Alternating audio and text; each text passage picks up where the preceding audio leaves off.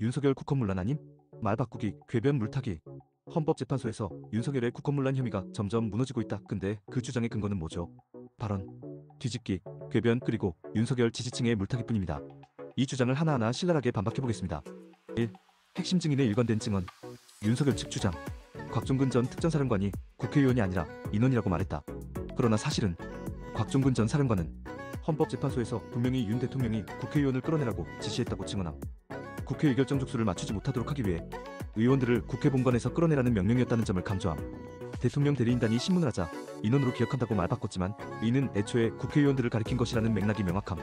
이유는 상식적으로 곽 전 사령관은 본관 안에는 작전 요원이 없었기 때문에 대통령이 끌어내라고 한 대상은 당연히 국회의원이라고 이해했다고 설명. 국방부 장관으로부터 국회의원이 150명이 되지 않도록 출입문을 봉쇄하고 데리고 나오라는 지시를 받았다는 증언 역시 확인됨.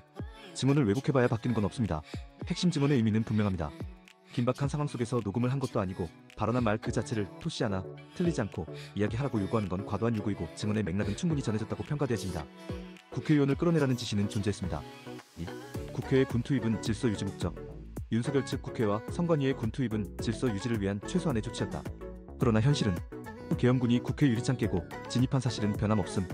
국회의원들 체포 시도 정황도 나왔음. 질서 유지? 그럼 왜 국회의결을 막고 주요 정치인 체포 계획을 세웠나? 군대를 보내놓고 질서 유지라고요? 독재 정권의 수법 아닌가요? 3. 윤석열이 직접 체포 지시한 적 없다. 윤석열 측 윤 대통령이 직접 체포를 지시한 적은 없다. 그러나 현실은 홍정원 전 국정원 1차장의 싹 다 잡아들여 발언은 뭐죠? 정치인 체포 명단을 국정원, 방첩사가 직접 만들었다는 증거가 있음. 그런데도 체포 지시한 적 없다고요? 지시한 적 없다면서 정치인 체포 명단은 어디서 나왔나요? 4. 국헌문란 의도가 없었다. 윤석열 측 국헌문란의 목적이 없었고 단지 경고를 위해 계엄을 선포했다. 피고인이 주관적 구성요건에 속하는 목적에 대해서 부인할 경우 자백을 하지 않는 한 객관적 행위태양으로부터 목적을 추정할 수밖에 없을 것이고 헌법 77조 전쟁, 사변, 국가 비상사태일 때만 계엄 가능. 야당이 입법 예산을 처리하는 게 국가 비상사태인가요? 그럼 앞으로 대통령이 마음에 안 드는 국회 다 계엄령으로 막을 수 있나요?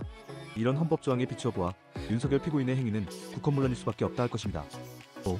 윤석열의 계엄 해제, 무죄 증거. 윤석열 측 국회 계엄 해제 결정을 받아들였으니 내란 목적이 없었다.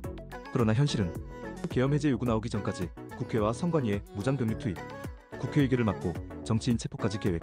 그러다 계엄 해제 결에 통과되자마자 받아들인다고 말 바꾸기. 불법 저지르다가 걸리면 그때 멈추면 무죄인가요? 윤석열의 국헌문란? 말 바꾸기, 궤변 물타기로 덮을 수 없습니다. 계엄령이 민주주의 국가에서 정당화될 수 없다는 걸 명심하세요. 이 쇼츠가 유익했다면 좋아요와 공유 부탁드립니다.